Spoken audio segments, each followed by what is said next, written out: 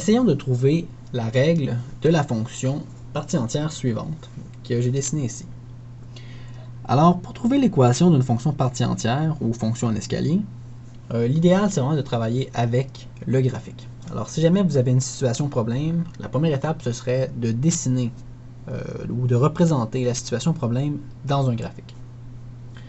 Alors, pour trouver l'équation qui représenterait cette fonction-là, on va travailler avec l'équation sous forme canonique. F de x égale a, b, x moins h, plus k. Alors, nous, on doit trouver a, b, h et k. Et chez les 4 paramètres, on peut les trouver directement dans le dessin, sans trop de calcul. Alors ici, je vais juste mettre les graduations. Donc ici, c'est des graduations de 1. Donc ça, c'est 2, par exemple. Bon, ainsi de suite. Alors, je vous conseille cet ordre-là pour trouver les paramètres. Donc, c'est-à-dire commencer par trouver le paramètre b, ensuite le paramètre a, et finalement h et k pour terminer. Donc, je vais commencer par le paramètre b.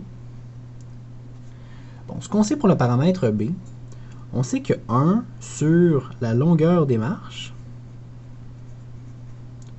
nous donne la valeur absolue du paramètre b. Donc, si la longueur des marches, c'est 2 unités, on le voit ici, 2 carrés, 2 unités, alors la valeur absolue de b, c'est 1 sur 2. Une demi. Autre chose à remarquer, notre graphique, les marges de notre graphique vont de point plein à point vide. Ça ici, ça nous indique que la fonction n'a pas subi de réflexion horizontale. Parce que si elle avait subi une réflexion horizontale, les marges seraient de point vide à point plein.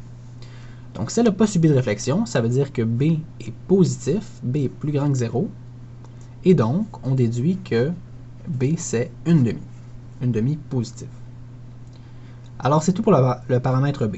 On regarde la longueur des marches et on regarde l'orientation, le sens des marches. Pour le paramètre a, on y va avec le même principe.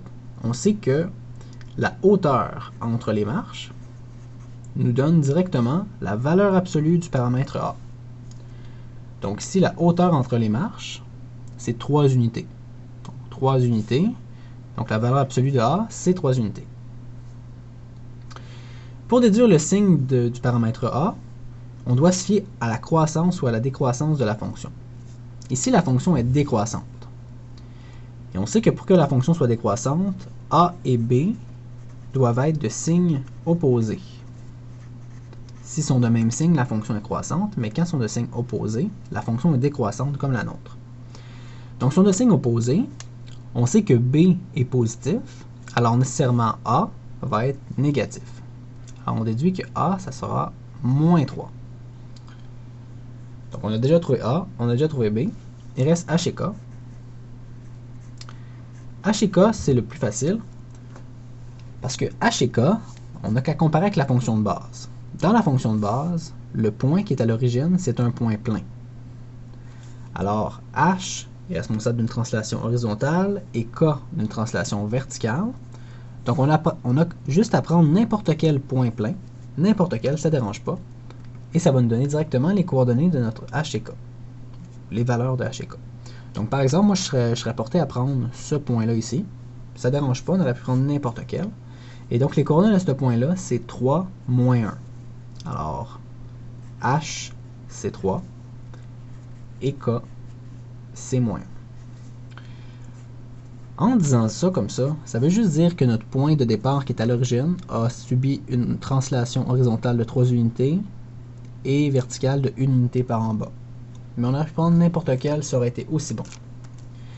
Alors finalement, il ne reste plus qu'à remplacer dans notre équation de départ et on trouve la règle de notre fonction partie entière. Alors f de x égale moins 3, ouvre le crochet, une demi, x moins 3, ferme le crochet, moins 1. Mais faites attention, il y a plusieurs réponses possibles. Ce qui peut varier, c'est le h et le k. Donc vous auriez pu aussi répondre par exemple 1, 2, qui était le point juste en haut. En fait 1 plus 2. Il y a d'autres réponses possibles, n'importe quel point plein.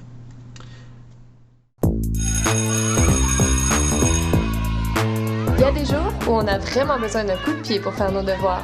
Mais il y a des moments où on a surtout besoin d'un coup de main. Pour ça, il y a Allo Prof, des enseignants super cool répondent à tes questions du lundi au jeudi de 17h à 20h. Tu peux les rejoindre par téléphone au 1-888-776-4455 ou dans leur cyberclasse sur alloprof.qc.ca. Et la bonne nouvelle? C'est que c'est gratuit. Profites-en!